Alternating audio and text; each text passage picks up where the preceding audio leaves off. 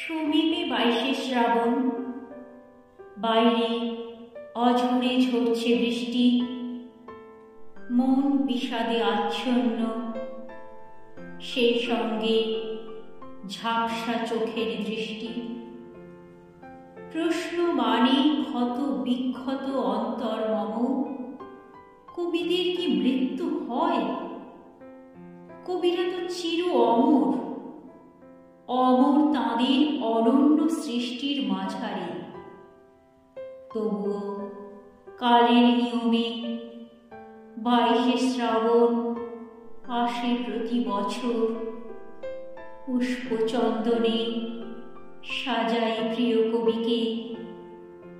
যদিও জানি আত্মা অবিনশ্বর,